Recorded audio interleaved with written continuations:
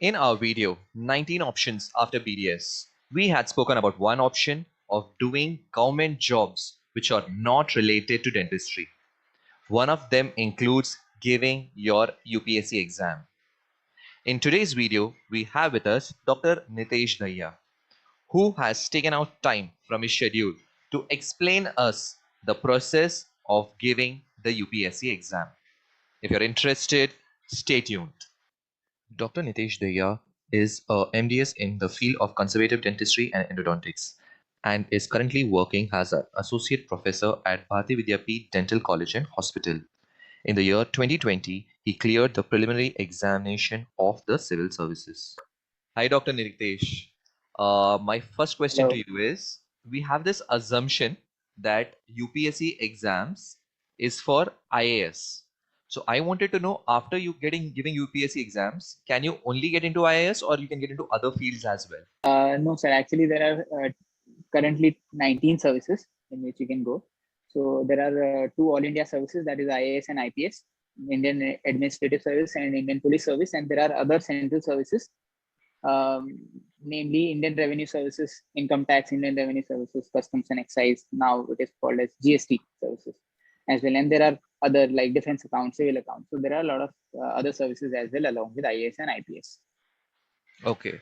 So now when I give these exams, okay, and if I got seat into one of this, maybe say IPS or maybe Indian Revenue Service, but I'm not satisfied with the service, can I re-give the exam? Is that an option? Yes, definitely it is an option. But the problem is, if you get selected out of those 19 services, there are two services. If you get selected in those two services, then you cannot reappear for the exam. Those two are IAS and IFS, that is Indian Administrative Service and Indian Foreign Services. If you get selected in these two services, then you cannot give the exam again. Otherwise, for rest of the services, if you get selected in them, you can reappear for the exam, provided you have your attempts left. So is there any difference in category between these services or all of them are considered equal? Yes. No, all of them are not equal. There are broadly two kind of services. One is Group A services and the other one is Group B services. In Group A, again, there are two kind of services: All India services and then central government services. So they are a little bit different. Otherwise, most of the facilities and remunerations and everything are same, but the classification is different. Okay.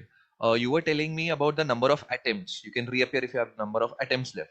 So is there a number of limit of attempts we can go through or anything of that sorts? Number of attempts depend upon the category of the candidate. So a general category candidate has 6 attempts, and OBC category candidate has 9 attempts, and an SC/ST candidate does not have any fixed number of attempts. They have unlimited attempts. Okay. So is there any age criteria or I can keep applying as long as I want? Yes, no, there is definitely an age criteria for general category uh, candidates. 32 is the upper age limit. So a candidate gets eligible at the age of 21. Minimum age is 21. Maximum age for a general category candidate is 32. For OBC, you get 3 additional years as grace, we can say, whatever. So till 35 they And can for apply. SC, yes, an SC/ST category candidate get additional 5 years. So that will be around 37 basically. So it is Yes, 32, 35, 37 depending upon which yes, category you fall into. you Okay. belong to, yeah. So this is the age. Any other eligibility criteria which is there? Yes, there's one eligibility criteria regarding your educational qualification. So a candidate has to have a uh, valid graduate degree. Okay. So all Yeah, from a BDS students recognized. are applicable to it, to Yes, give yes, those. yes. Okay. And there is no marks criteria that you have to score minimum 60%, 70. There is no marks criteria. You just need to hold a graduate degree. Okay. And is it expensive to give these exams or any No, fee no, no, no. structures or? No, not at all. There is no fee for SC/ST candidates and female candidates. Okay. The fee is applicable only to males of general and OBC candidate category candidates. So how much is it? Is it very expensive? 100 rupees. 100 Okay. rupees.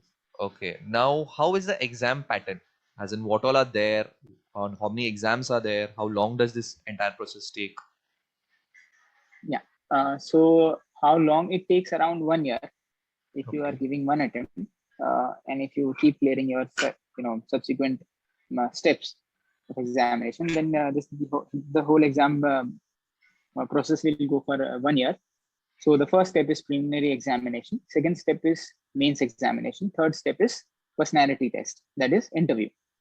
Okay. So these are the three steps. So what all is there in preliminary exam? Okay. So the pattern of examination varies from in every stage. In first stage, that is preliminary exam, you have two papers, paper one and paper two. Paper one is called as general studies paper, and paper two is called as CSAT, that is civil services aptitude test. So now this paper two is qualifying in nature, as in you need to just qualify this examination so that your paper one can be evaluated. So qualifying is 1/3 marks. So out of 200 marks, you have to score 1/3 marks. Then for selection, marks of your paper one will be calculated. That is general studies paper. That paper is also for 200 marks. And depending on the marks of GS1, selection is made. Okay. So how is the mains paper then? After you clear your preliminary examination, you need to give the mains examination. Mains examination is subjective type examination, whereas preliminary examination is objective type, as in the questions are in the form of multiple choice questions. Mains, you have to write the answers. Subjective type questions are there. So So short in answers total and long here, answers. yes, in total there are 9 papers, out of which 2 are qualifying, and rest of the 7 papers are again the marks of those 7 papers are added together and they are considered for your selection.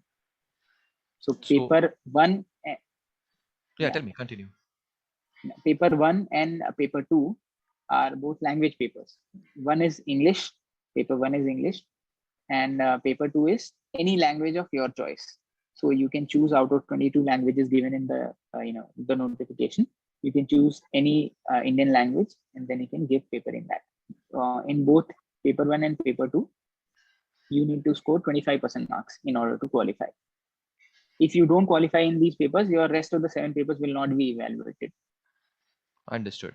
So what are the topics in the rest of the 7 papers? So the rest of the 7 papers are again divided into 2 parts. One is 3, you can say. One is essay. So in that you have to write 2 essays. That is for 250 marks. One essay is for 125 marks and the other essay is for 125 marks. You have to write 3-hour paper, as in 3 hours you have to write 2 essays. Then there are 4 general studies paper: GS1, GS2, GS3, and GS4. In GS1, you have history, geography, society. In GS2, you have Indian polity, governance, international relations. In paper 3, you have environment, Indian economy, science and technology, and national security and disaster management. Paper 4, GS paper 4 is about ethics. So in that they give you, a half paper is about case studies. They will give you an hypothetical situation, and then you will have to write your response according to the situation. And then there are 2 papers of optional subject. Now this subject you can choose from a list of around 50 subjects. You can choose a subject of your choice, and then from that subject you will have to write 2 papers, paper 1 and paper 2. So in total there are 9 papers: 2 language qualifying, 4 general studies, 1 essay, and 2 papers of 1 optional subject. Understood. So now this optional subject, is there anything related to dentistry per se? No, unfortunately, we do not have any subject related to dental subject, but we have a lot of humanities subjects. You will have to choose from them, like history, geography, sociology, medical science, zoology, botany. You can go through the list. You Okay. can take literature subjects as well if you have interest. So literature is specific to a language or just general literature? No, language. So So you English, have to Hindi, select a Sanskrit, language whatever. and literature to Yes, that. yes, yes, Okay. yes, yes. There's a list of languages of which you can select. So now once you're done with the prelims, you have explained the mains process as well. Okay. Uh, does it end there or is there any other step further? Next stage is interview stage. it is officially called as personality test. Okay. It is not called as interview. So in that, those people who clear mains stage, they will be called for their personality test. It is conducted in Delhi and conducted by UPSC members. So there will be a panel of members of approximately 5 people, and then it is of 275 marks. And then once you clear your means, your selection will be done according to the marks obtained by you in the mains papers and with interview marks together. So it is So your marks combined. of It's the both, total marks. yes, yes, total marks of mains and interview will be added together, and then according to that, a merit list will be prepared, Okay. and then according to that, you will get your marks or rank. Understood. So once based on that, you will get which position you can decide. So do you Yes, get an yes. option to select, or they would tell you are supposed to do this particular role? No, no. You after you are selected in mains, you need to fill out a form.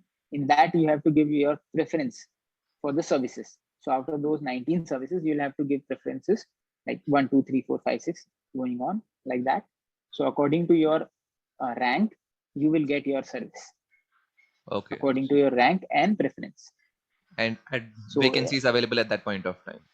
yes, yes, yes, yes, Okay. definitely. Then you are allotted that service, and then you will go for your training. This is the whole procedure. Understood. So basically, we have 3 steps. You have to study for your prelims. Then you go into the mains. So prelims has one qualifying paper and one paper which you're scored on. Then you have Yeah, mains. In mains, you have total 9 papers. 2 are qualifying papers, and 7 papers are there which are scored on. Once you clear exactly, mains, you go into interview, and then it is the final score of your interview plus your main score, which decides whether exactly. you will get in and in which position you will get in. Correct? Correct. Yeah. So, how difficult or easy you think it is, as in how it is? It it is definitely a difficult exam. The exam is not so difficult, but the competition is so fierce that the exam becomes difficult. So there's nothing like which you cannot comprehend or you cannot understand, but you have to put in a lot of efforts and read a lot of things. So because of that, it becomes a little difficult. Definitely, the success rate is quite low because of the tough competition. Otherwise, it's not that difficult an exam. Okay. Mm, yeah, Thank you. Okay, it's people like you who are going through the journey and have taken out time from studying from your IAS exams and coming out here and advising the other young dentists. I really thank you, Dr. Nitish perfect. My Daya, for coming out here.